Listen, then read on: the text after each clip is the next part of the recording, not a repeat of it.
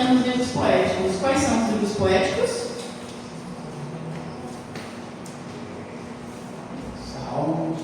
Salmos, Eclesiastes, Provérbios. São 5. Salmos, Eclesiastes, Provérbios, faltam 2. Jó, o último. Cantares. Então, na ordem: Jó, Salmos, Provérbios, Eclesiastes, Cantares. Os 5. A gente viu Jó. O que Jó era? Jó, então todo mundo fala assim: Senhor, me dê a paciência de Jó, porque foi um homem que tinha tudo, perdeu tudo e mesmo assim não deixou de louvar a Deus. Ele é um livro poético porque ao decorrer do livro que a gente vai ler, a gente se depara com muitas áreas poéticas. O que é uma área poética? O que é poesia?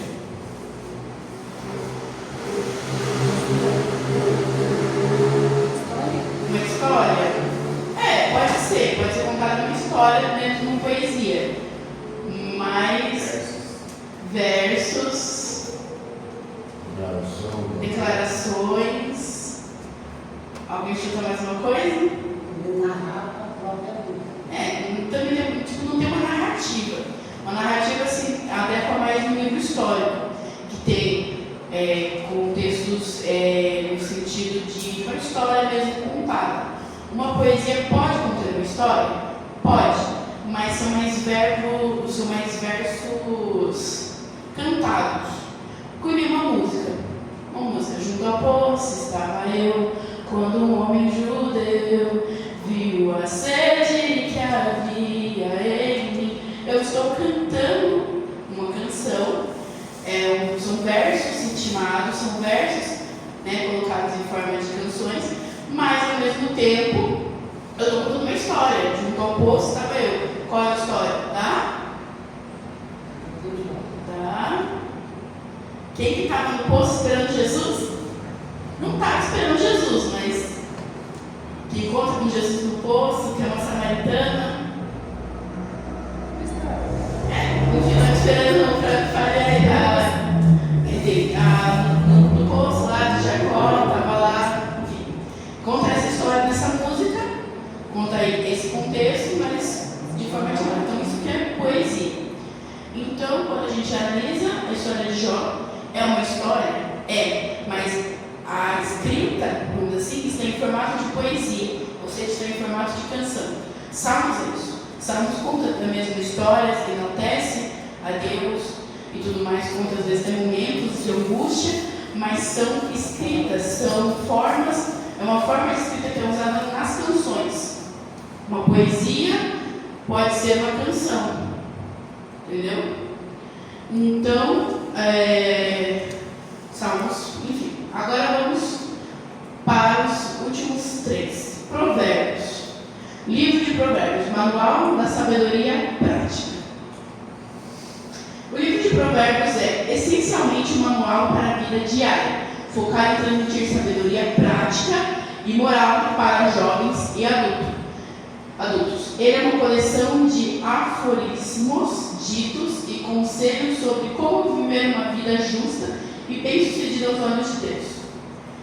Nesse livro você encontra, é como se fosse um manual de regras para uma pessoa cristã.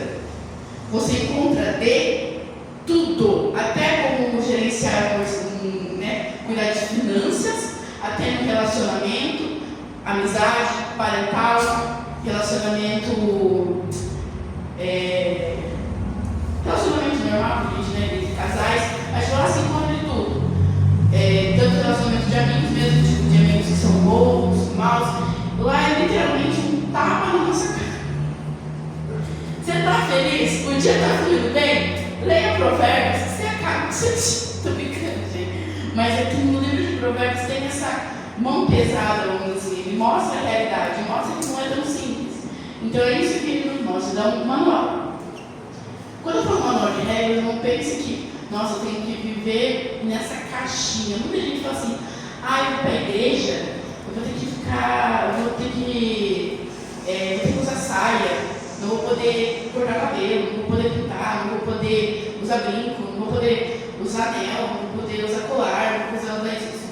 Gente, não é o que você veste, não é o que você usa, não é aquilo que difere se você é ou não é de Deus. Tem pessoas que usam saias até o pé, não usa nenhum nada, e é uma pessoa horrível. Como também tem pessoas que é tudo empreitado e tudo mais, que são pessoas muito boas.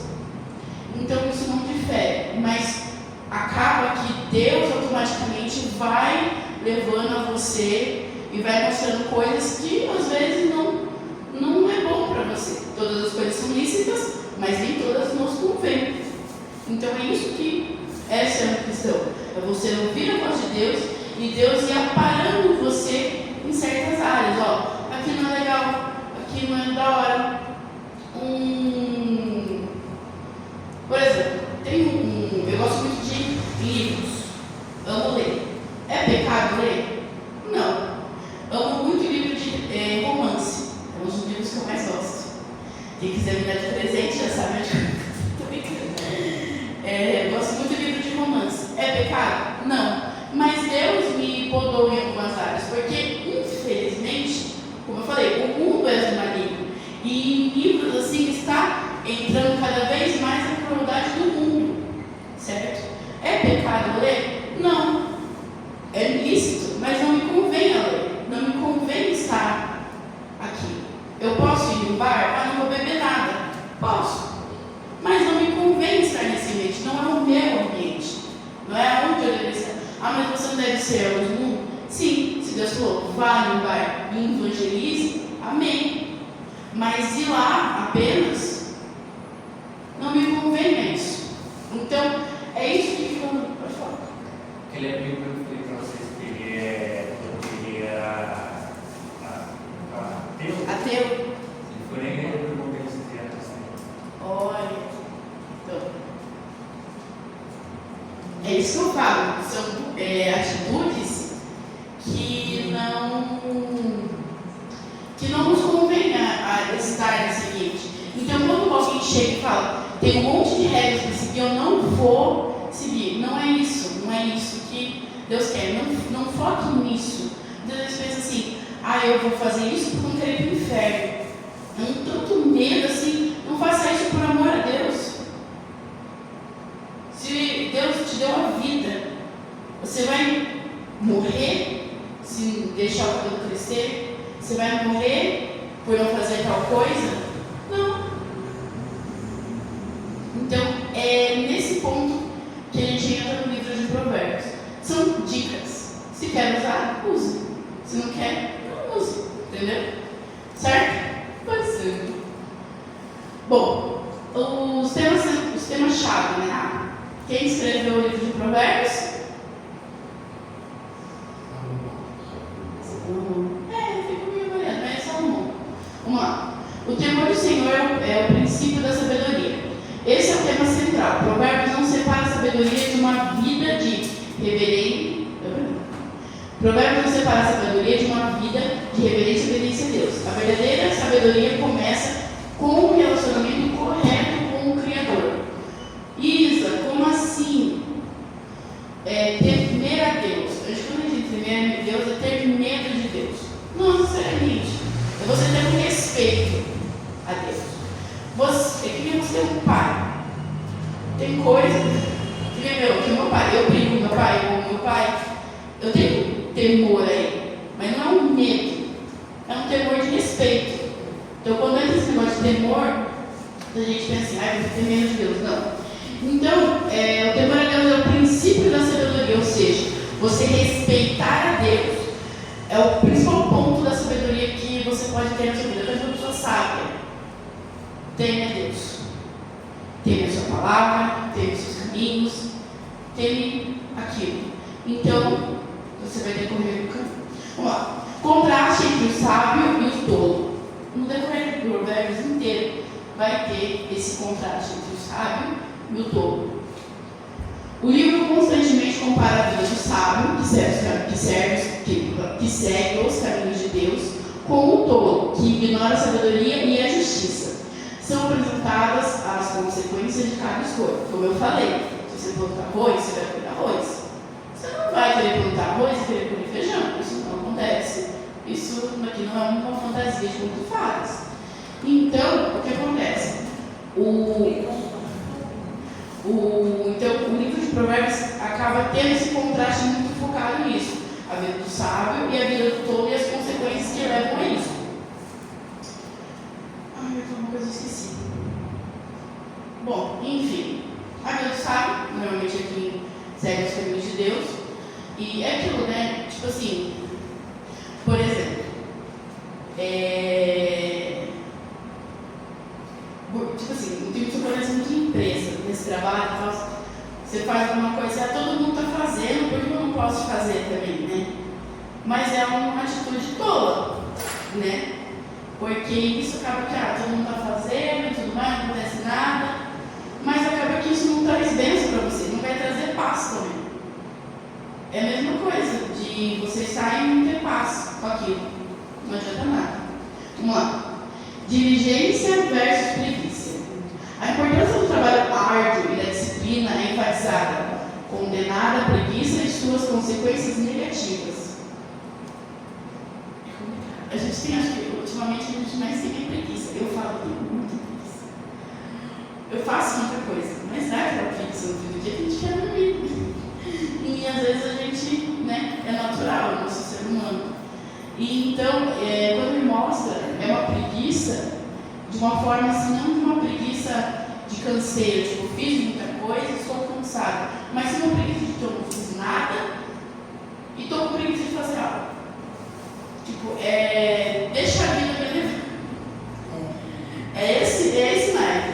Deixa a vida me levar. Eu não quero saber de nada, não estou preocupação com nada, tá bom assim, tá bom assado, deixa a vida. É exatamente esse encaixe. E nesse negócio de trabalho árduo, a gente tem que falar, quando eu morrer, eu vou descansar. Não descansa. Todo mundo sabe, né, que a gente vai trabalhar lá em cima. Só que a gente não vai ter canseira. Glória a Deus. Não vai ter dor, não vai ter canseira, não vai ter tristeza, né? A gente vai trabalhar. E não vai ter preguiça. E não vai ter preguiça. Olha que delícia, a gente continua trabalhando. Querendo ou não, quando a gente entrar no Apocalipse, a gente vai explicar um pouquinho mais. Vai ter uma era, que é a era do milênio. Vai ser 1000 anos com Deus, nós com Deus aqui na Terra, e a gente vai restaurar a Terra. Então vai ter trabalho. Olha como a Terra está agora. Imagine quando passar a grande tribulação, que vai ser o terror. A Terra está destruída. Com a grande tribulação, meu Deus. Vai ter trabalho. São 1000 anos de trabalho, mas amigo, você não vai ter canseira. Vamos sei lá, né? Enfim, todo mundo fica triste nessa hora. Tipo, pô, você quer dormir e tal. Assim. Mas a gente vai dormir. Eu espero que a gente durma. Eu não sei. Vamos lá, controle da língua. O provérbio dedica muitas passagens ao poder da palavra, advertindo sobre a fofoca, a mentira e a fala impulsiva, e incentivando a fala edificante e verdadeira. Como a gente fala, a língua tem poder.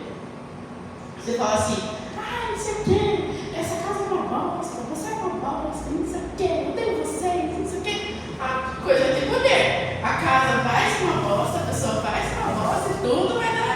Não vai dar em nada. Então é isso que eu falo. Então o provérbio destaca muito de você falar impulsivamente, ou seja, na hora da raiva, né? Você, mas eu estava na hora da raiva, mas não era. Era para se controlar, e dá para controlar. E também fala de fofoca, mentira, não sei o que, você falar mentira dos outros, fofoca. O que é fofoca? É literalmente você aumentar aquilo que não deve ser aumentado.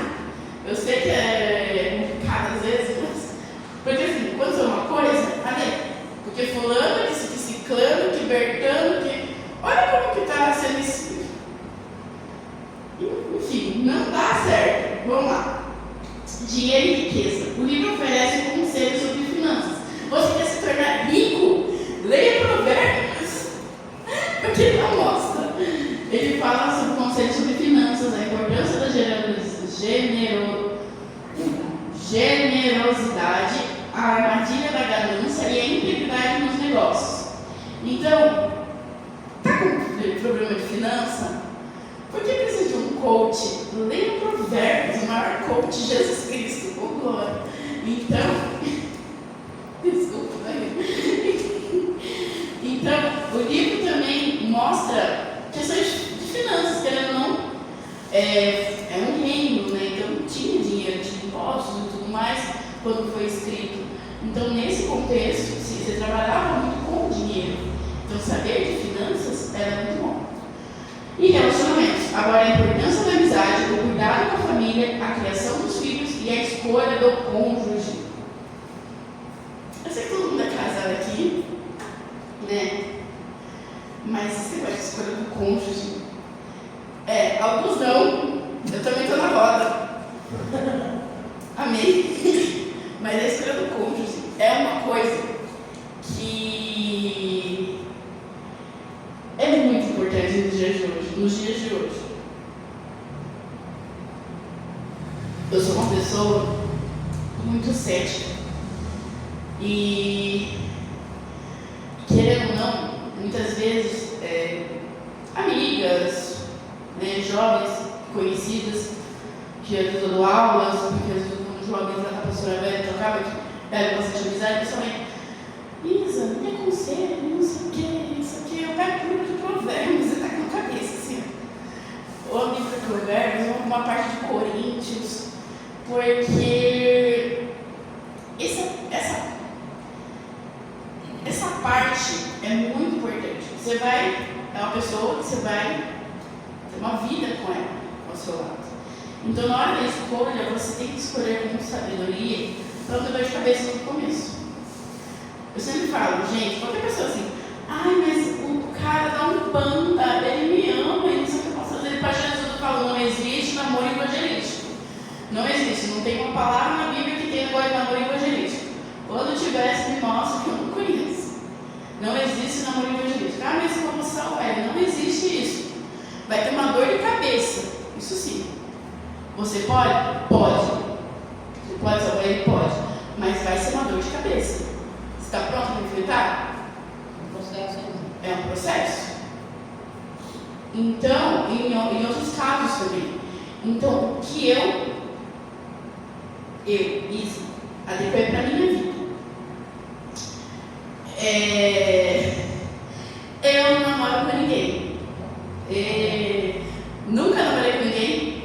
E só vou namorar quando Jesus falar. É isso. Eu sou uma pessoa muito cética. Por quê? Eu sei que Deus tem alguém que Deus conhece o presente, passado e futuro. Deus me conhece agora e me conhecerá quando eu tiver, sei lá, 90 anos. Deus me conhece. Deus me conhece tanto. Deus conhece mais do que eu mesmo. Eu me conheço o quanto Deus me conhece. Eu não conheço nada dos meus órgãos. Deus conhece o que Deus fez. Então Deus me conhece mais do que eu mesmo. Então quando chega para mim e fala, Isa, me dê um conselho, o que você faz? Eu falo, eu espero. Eu sou a pessoa pior de esperar. Se eu compro uma coisa na Shopee, comprei hoje, eu já estou vendo a data de entrega, e no dia que chegar na data de entrega eu estou maluca. Na porta da minha casa, cadê minha coisa? Cadê minha coisa? Eu sou a pior pessoa para esperar. E mesmo assim, não há nada que fazer do que esperar. Então, quando chega para mim e fala, eu nunca namorei, e eu sei que Deus tem uma pessoa certa para mim. Porque eu sei que Ele me conhece tanto, que sabe o que eu preciso, tanto. Então, fechou. Vai vir a pessoa. Então, aí, amiga, namorando. Então, glória a Deus, vai ser que eu tô jovem. Mas, então é isso. Por quê? Por conta disso, desses partes. Então, a escolha do cônjuge é de suma importância. Porque é uma parte da sua vida. E quando você casa, não tem volta, né? Todos se tornam só, né, pastor? Aí, é só virar abaixo. Aí tem que aguentar. Aí não tem o que fazer. Vamos lá. O que podemos aprender? Provérbios nos ensina que a sabedoria não é apenas conhecimento intelectual, mas a aplicação prática do conhecimento de Deus em todas as áreas da vida. É um guia para tomar decisões corretas, evitar armadilhas e viver de forma que agrade a Deus e traga bem-estar pessoal e social. Então, eu sou uma pessoa sábia. Nem toda pessoa sábia é uma pessoa inteligente. Ó, isso, como assim? E nem toda pessoa inteligente é uma pessoa sábia. Sabedoria é você saber como, digamos, como se adequar ao ambiente, vamos dizer assim. Saber o que fazer, saber o que falar, saber o que andar. Isso que é sabedoria. Inteligência é você adquirir de conhecimento. Então, eu sei que a chuva nada mais é que uma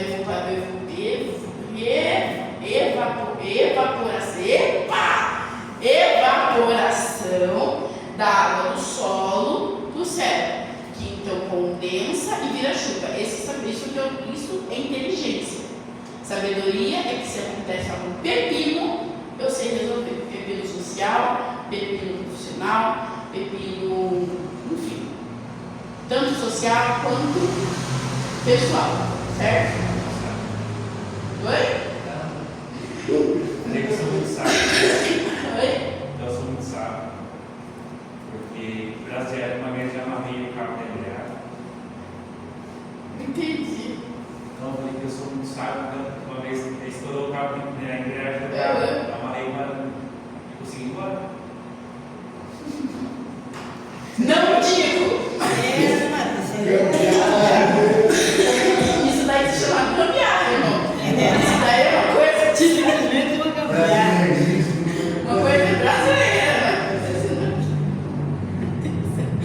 É a música. É o jeitinho brasileiro. É o jeitinho brasileiro, mas dá um jeito em tudo. Enfim, não posso dizer que foi sabedoria, mas quem sabe Deus na hora, né? Tava no sufoco e Deus falou: ó, faz isso, vai ajudar pra mim que chegar na sua casa.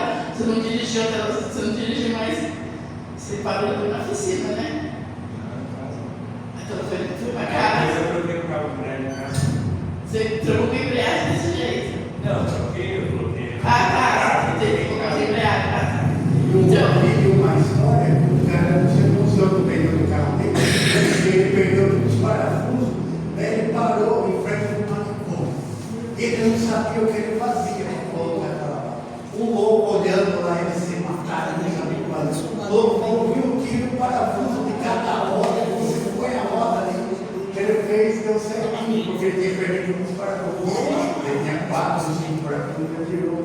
O louco estava no manicômio, aquele jeito que o cara estava na fora. O cara não sabia o que fazia do lado, o cara estava. são coisas, enfim, são coisas assim que não, às vezes, na situação que a gente está, Deus vem e fala: ó, faça isso, faça aquilo, que a gente faz e dá tudo certo. Como também às vezes a gente faz e não é a voz de Deus, é tudo errado. Meus amigos, vamos lá. Livro de Cantares de Salomão. Esse foi esse Salomão. A beleza do amor humano. Vamos lá. Cantares de Salomão, também conhecido como Cântico dos Cânticos ou Cantares, é um livro poético e lírico que celebra o amor romântico entre o homem e a mulher. Ao contrário dos outros livros sapienciais, livros sapienciais são os 3 livros que eu estou falando: Provérbios, Eclesiastes e Cantares. São esses 3 livros. Ele não contém leis, provérbios ou sermões morais explícitos, mas sim uma série de poemas que descrevem a paixão, o desejo e a alegria de um casal apaixonado. Esse livro, você tem que tomar um cuidado quando você lê. É um livro assim, que muita gente se choca, assim, mas que ele não acontece.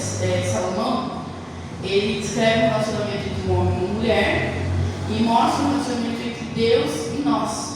E nos comenta, não é um livro de regras ou leis como Provérbios, mas sim é um livro de adoração, vamos dizer assim, a Deus, como Salmos. Até que Salmos às vezes mostra um pouquinho de leis também, como a gente viu. Então esse não, é apenas amor, paixão, desejo e alegria, certo? Vamos lá, algumas interpretações. Alegoria. O que é isso? Historicamente, muitos viram em Cantares uma alegoria de amor entre Deus, ou Cristo, né, e Israel, ou a igreja. As descrições físicas seriam metáforas para a beleza e a profundidade dessas uniões espirituais. Então, é isso que eu falei. É o amor entre Deus e a igreja. E as relações que são mostradas no livro nada mais é que uma metáfora, ou seja, algo que vai simbolizar, por exemplo, nossa, acordou, amanheceu com a calúfia, como é que fala? Outra, come 3 pratos. Isso é uma metáfora. Você não come 3 pratos de comida. Você come 3 pratos com a comida. Então isso é uma metáfora. Você usar o inverso não é isso. Senta lá na mesa. Senta lá na mesa. Você vai sentar na mesa? Não, você está na cadeira que tem a mesa. São isso que nos torna. Enfim. Drama. Outros interpretam como um drama com os personagens definidos. Salomão, a Sulamita e o corpo das damas de Jerusalém, contando história de amor e fidelidade. Então, alguns interpretam, tipo assim, a Deus, a igreja e tudo mais. Outros interpretam que é um drama entre os personagens que é descrito. E literal, a interpretação mais comum e aceita hoje por muitos acadêmicos teológicos é que Cantares em sua essência, uma celebração literal, explícita do amor humano e sexual dentro dos limites do casamento. É pesadíssimo o livro de Cantares.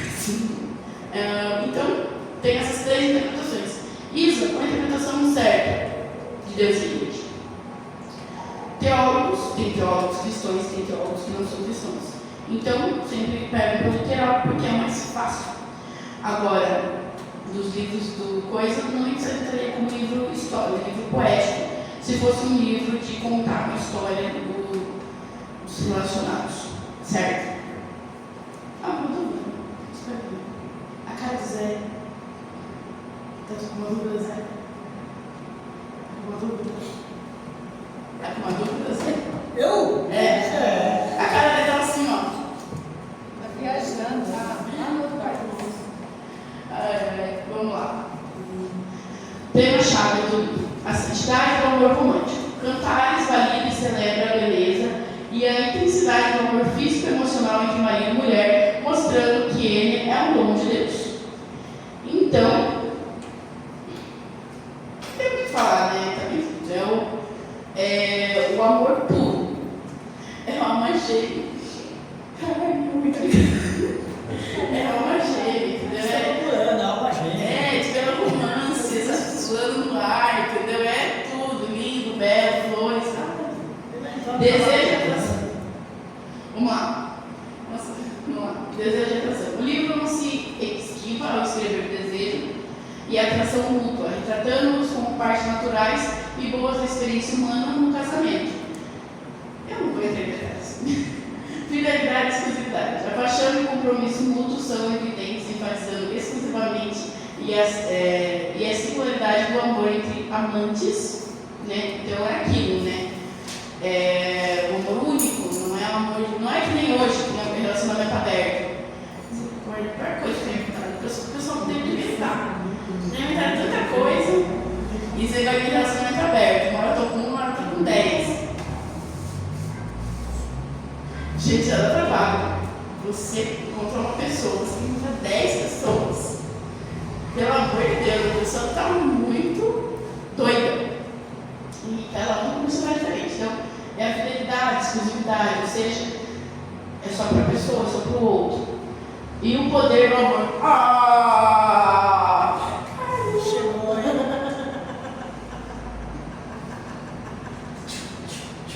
Ai, que lindo, gente. Não vai chorar. Vamos lá. O famoso versículo: porque o amor é forte como a morte, e o ciúme é duro como o Sheol, e suas brasas são brasas de fogo, chamas do Senhor. Cantares 8:6. Resume a intensidade e a invisibilidade do amor verdadeiro. Amor, palmas. Gente, que isso? Só eu? Obrigada.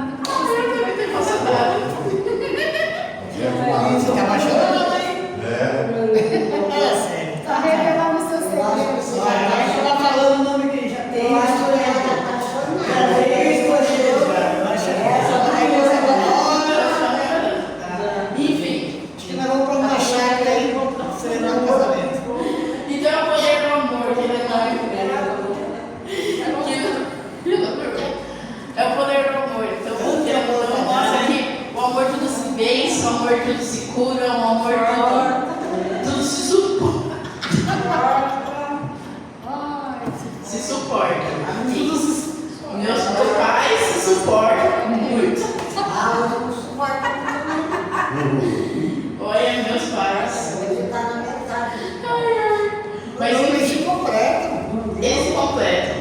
Meu pai me ouviu ali, minha mãe é mais pé no chão. Daí meu pai começa a falar e fala, puxa, é engraçado. Eu tô vendo os dois assim. Enfim, então é o poder do amor. E o que podemos aprender? Cantares de Salomão nos ensina que o amor conjugal é algo belo, puro e divinamente instituído. Ele nos encoraja a valorizar e nutrir a paixão e intimidade dentro do casamento, reforçando a ideia que o relacionamento físico e emocional é uma parte integrante de um casamento saudável. Essa coisa aqui é bem interessante a gente trazer nos dias de hoje, porque está destruindo tantos casamentos, que até às vezes é triste de ver. E é tão belo isso. Se manchou muito o que é ser casado. Ter um casamento se manchou muito.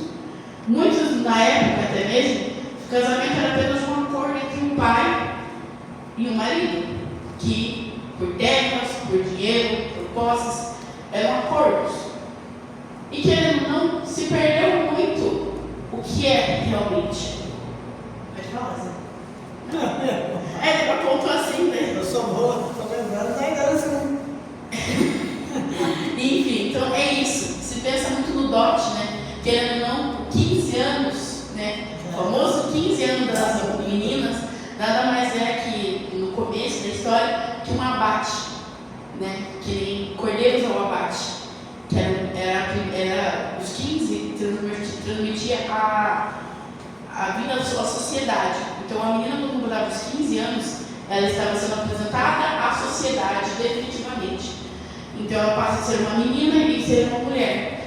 E nisso daí acaba que tem a joia e tudo mais, são tudo representatividades para isso. E nesse daí já rola o casamento. Então o baile, a festa, nada mais é que para conhecer e se casar. Claro que conforme o tempo foi se passando. Então quando chega isso daí, e é os dias de hoje mesmo, casamento, uma hora casei com um, não deu certo, separa, caso com outro, não deu certo, separa, virou uma brincadeira de gosto, vamos dizer assim. É que nem uma sorveteria, eu pegar um pó de sorvete, tô comendo lá, não gostei, jogo no lixo. Pego outro, não é bem assim. Então, quando a gente analisa o casamento, é nada mais é que isso. É que nem como você me fala. Um é um alicerce. Se você construir um casamento, é a mesma coisa que você construir um alicerce. Para você construir uma casa, você precisa de um alicerce bom. Tá vendo? Bonitinho, não sei como construir uma casa, mas tem que estar bonitinho o alicerce. É uma coisa mais ou menos. Se não começar o casamento bom, e o começo de casamento, Dizem que o casamento, você pega 2 folhas de papel e cola uma na outra. Aí depois que secar, tente arrancar. também. Não vai casar, né? Eu fiquei 58 anos com o marido. 6 namorando, 58 anos casados. Eu me chamava de doida por casar 2 vezes. Então, tipo, querendo ou não, como eu fazia, você é doida pro mundo. Então, se eu tô fazendo uma coisa aqui, meu Deus, você é louca, gente, nunca deu certo. Então, é isso que eu falo, é o casamento que é o que ela muda. Se o casamento está sendo bem findado, bem estruturado, se o caminho do casamento está bonito, é que nem um alicerce, está bem bonitinho, e vai construir uma casa, um prédio. Se você não conseguir um alicerce com uma casa, vai tentar construir uma casa. No final do caminho vai quebrar, vai dar problema, você tem que restaurar. Vai ser uma dor de cabeça. É a mesma coisa. Enfim, vamos lá. O livro de Eclesiastes, o último livro. A busca por sentido na vida. Gente, essa pergunta, quem já nos falou, meu Deus, qual é o sentido da vida? Vou sair. Alguém já falou, nossa, mas qual é o sentido da vida? Qual é o sentido de eu estar respirando, vivendo, andando, comendo? Não é? Porque eu estou aqui. Porque eu estou nesse ambiente. Então, Eclesiastes, eu falo, sabe como uma dúvida? Vai a Bíblia, você vai achar de tudo.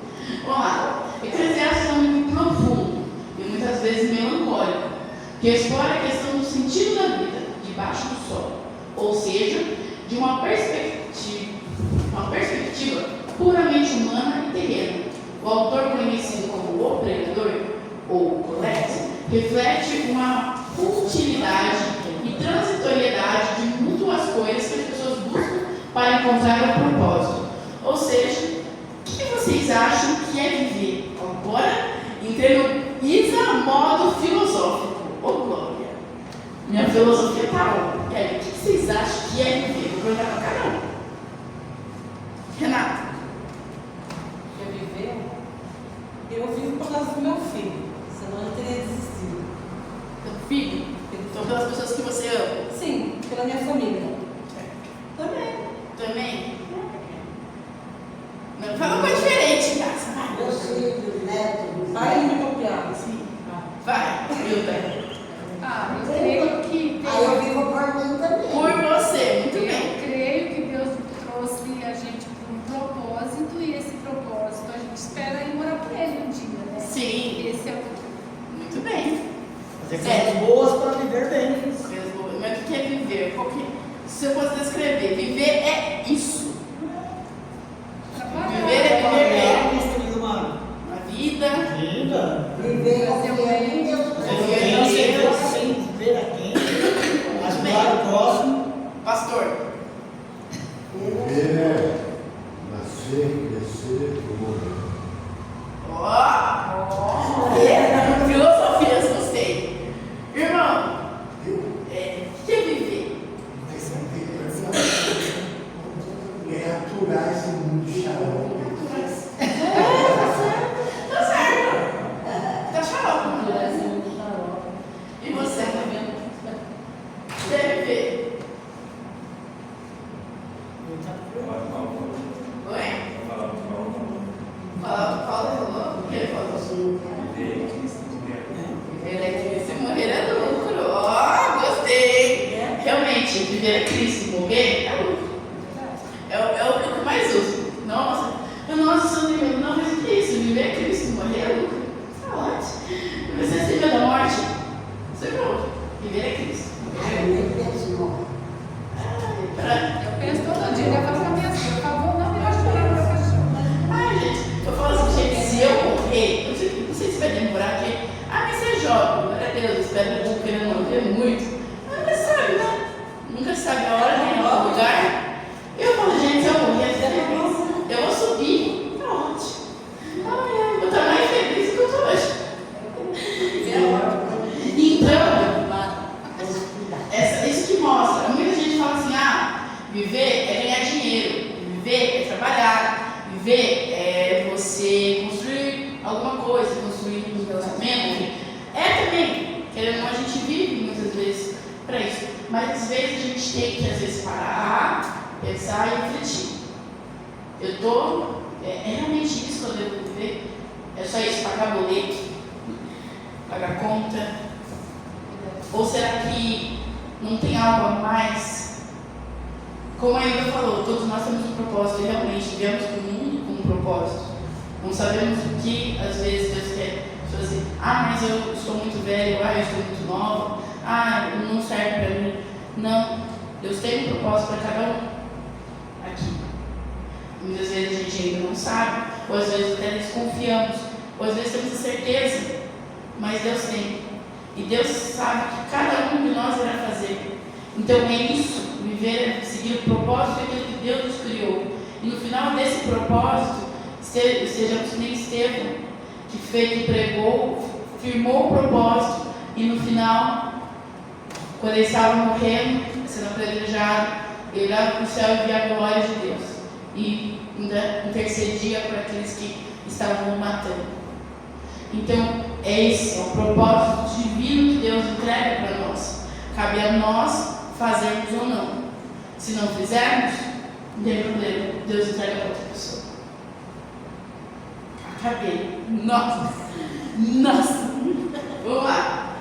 Os temas chaves. Vaidade, tudo é vaidade. Essa frase é o refrão do livro Vaidade, Hebraico Rebelde. Significa algo que é vazio, sem sentido, transitório, como sopro ou fumaça. O pregador conclui que buscar por prazer, riqueza, conhecimento, trabalho, poder, quando desvinculado de Deus, leva ao vazio. Então é aquilo. Você buscar dinheiro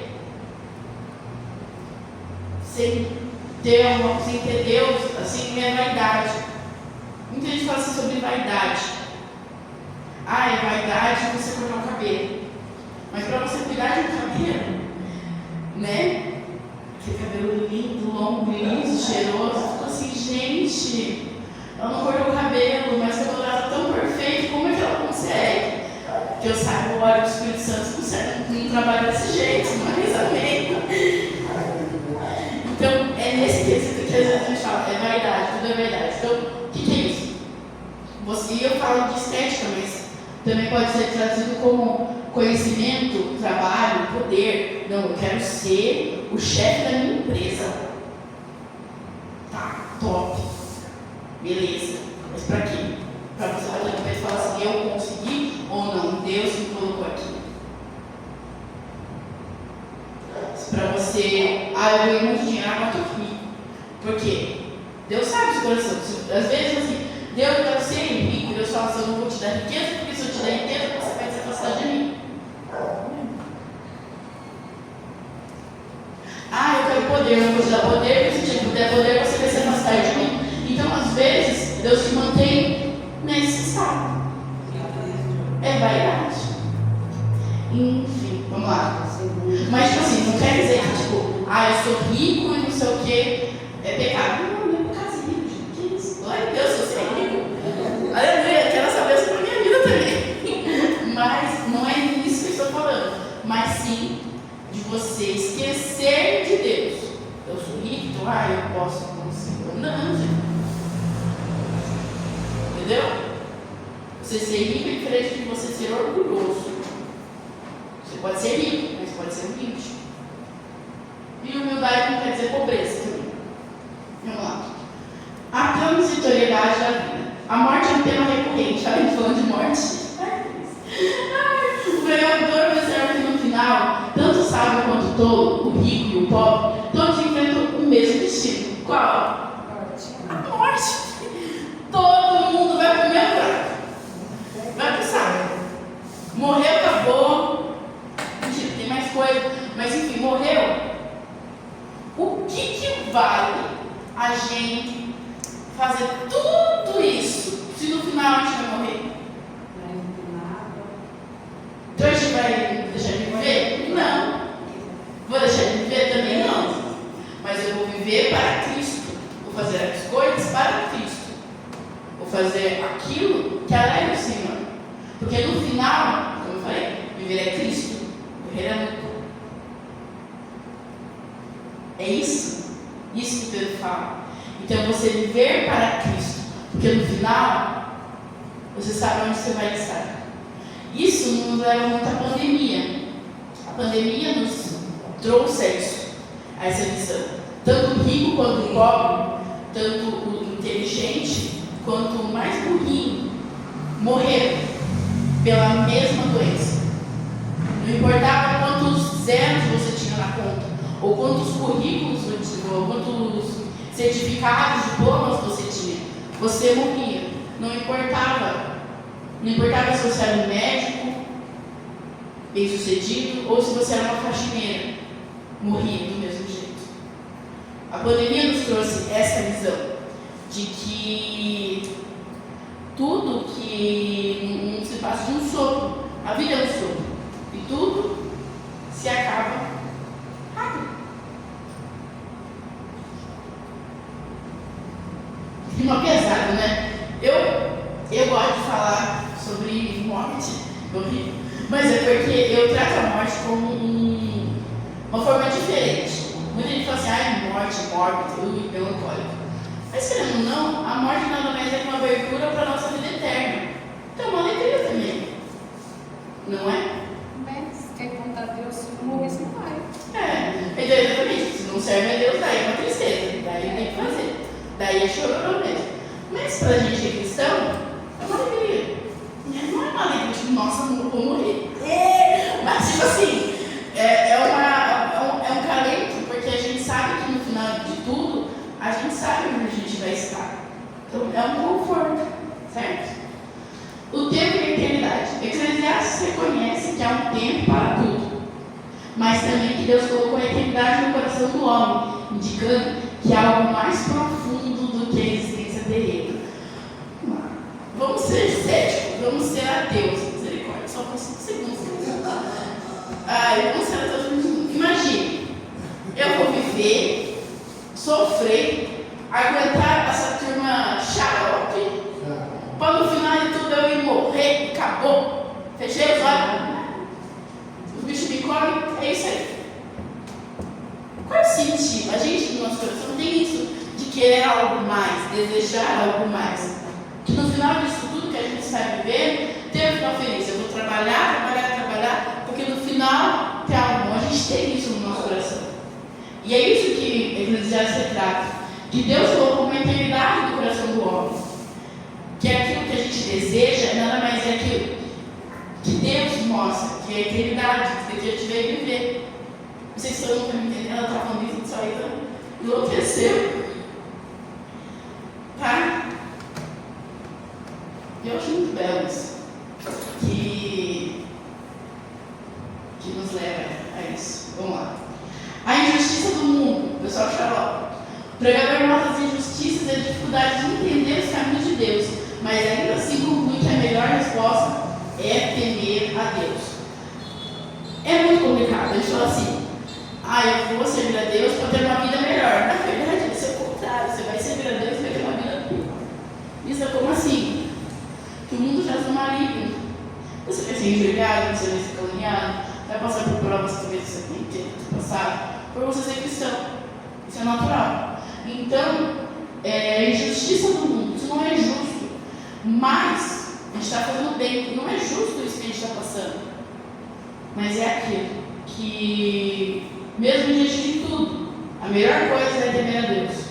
Porque a gente sabe que no final, como eu falei, do que adiantar eu estou aqui, estou sendo caluniado, injustiçado da minha injustiça. Beleza, a pessoa que está lá de fora, está vivendo super bem, não é? Não tem problema nenhum. A chuva cai sobre os justos e injustos. Isso aconteceu na pandemia. Tantos de crentes estavam sendo pegados na pandemia, tantos que não eram crentes. Dois estavam pegando a Covid. Mas o que nos levou?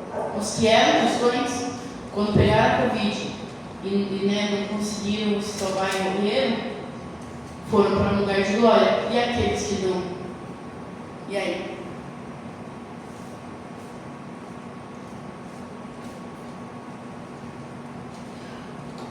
É uma coisa maluca.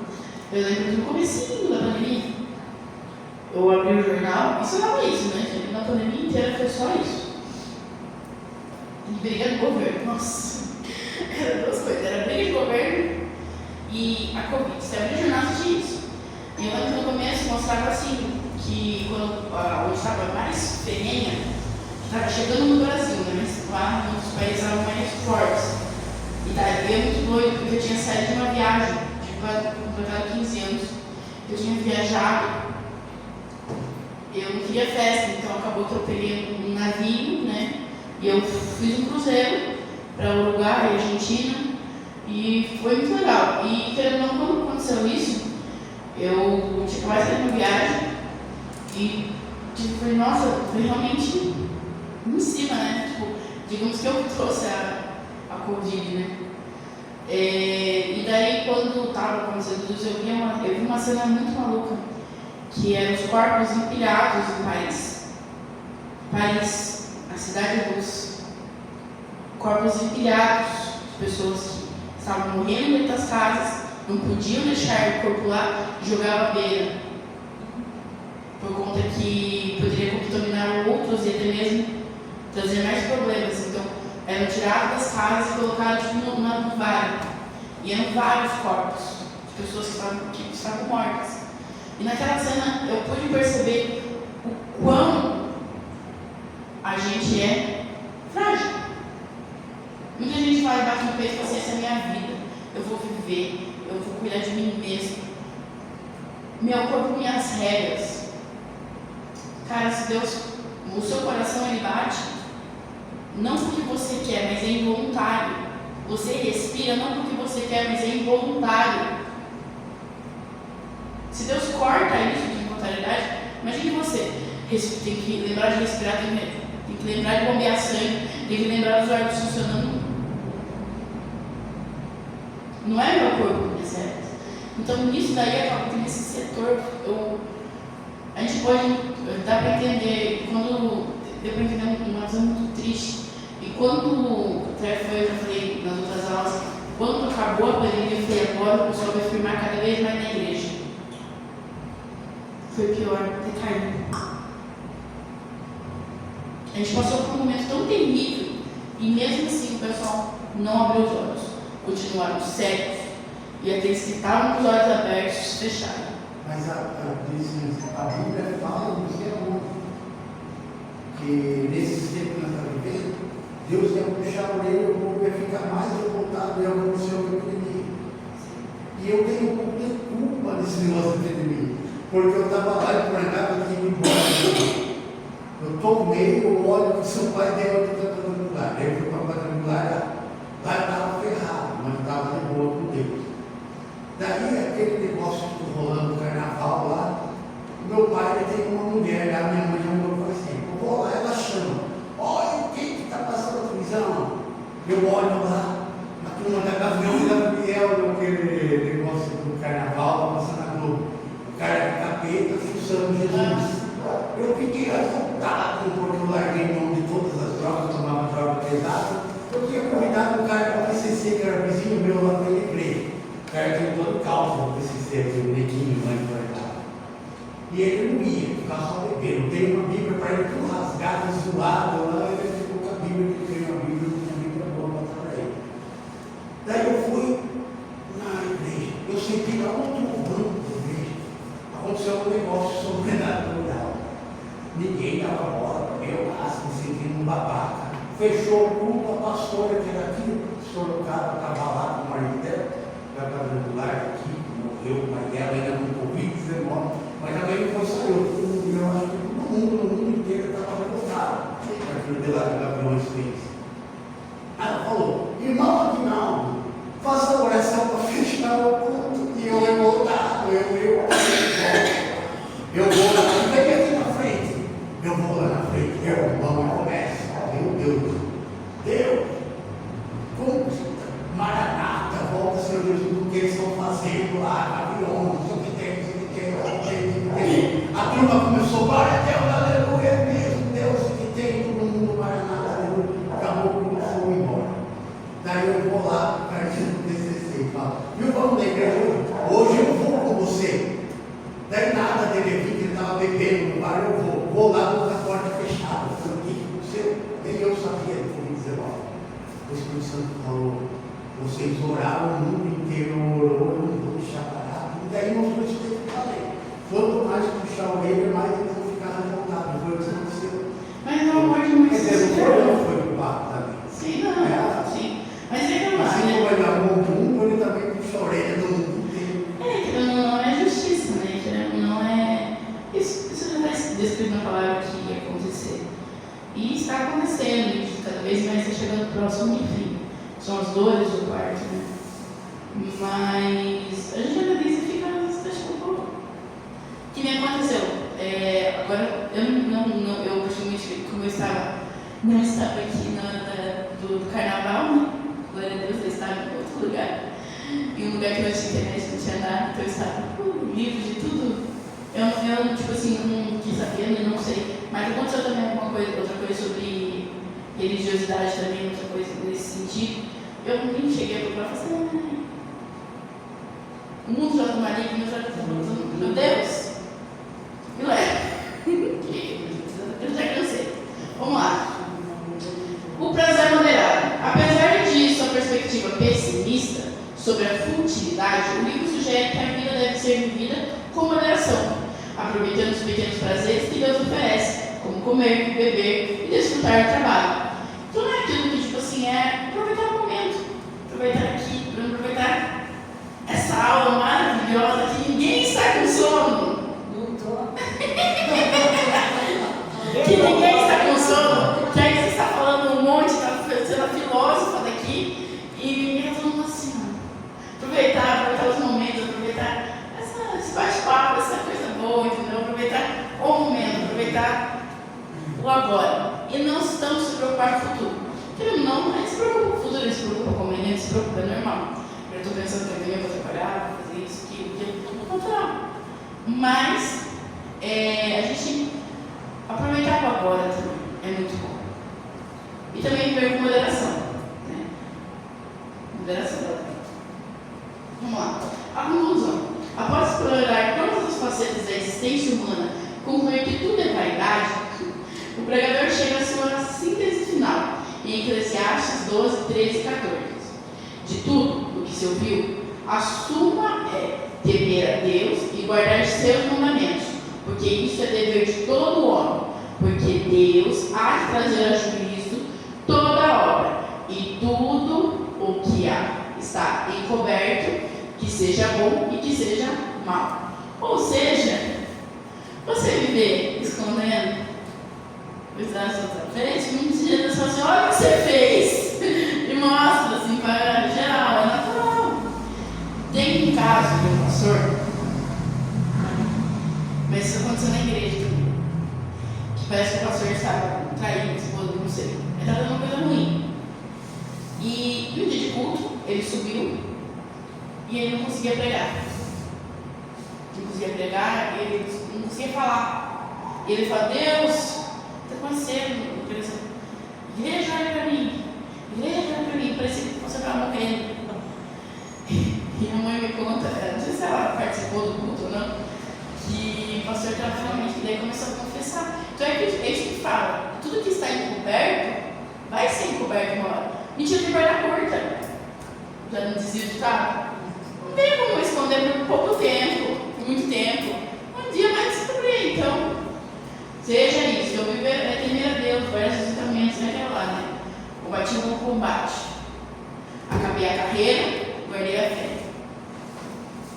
Certo? Vamos lá. O que podemos aprender? Eclesiastes nos desafia a olhar além das satisfações temporais e encontrar o verdadeiro propósito da vida em relacionamento com Deus. Ele nos lembra da nossa mortalidade e da importância de viver uma perspectiva eterna, focando no que realmente importa, obedecer a Deus e viver de acordo com os seus princípios. Ou seja, o que eu mais ouço? Isso, sabe, você tem que viver a sua vida, você tem que viver a vida, você tem que sair, você tem que beber, você tem que andar, você tem que passear, você tem que pular carnaval, você começa a falar e fica assim. Eu falo assim, o Espírito Santo controla a minha língua, não controla o meu rosto. Ele fica assim. Eu falo, gente, pra que eu vou ir lá, naquela fumbanga lá? Tudo pra quê? Um prazer momentâneo de pular, correr, beber, tá doidona. Uns curtos pedaços de tempo, que no final do tempo eu tô destroçada, daí acontece outro, daí. Como fala? Não sei como fala. Ressaca. Daí você tá lá tudo destruído. Pra quê? Me fala, pra quê? Do que vai? Um prazer momentâneo, apenas algo para meu ego ser afagado, porque no final de tudo isso já se foi, já se passou, já aconteceu. E nada se tirou disso.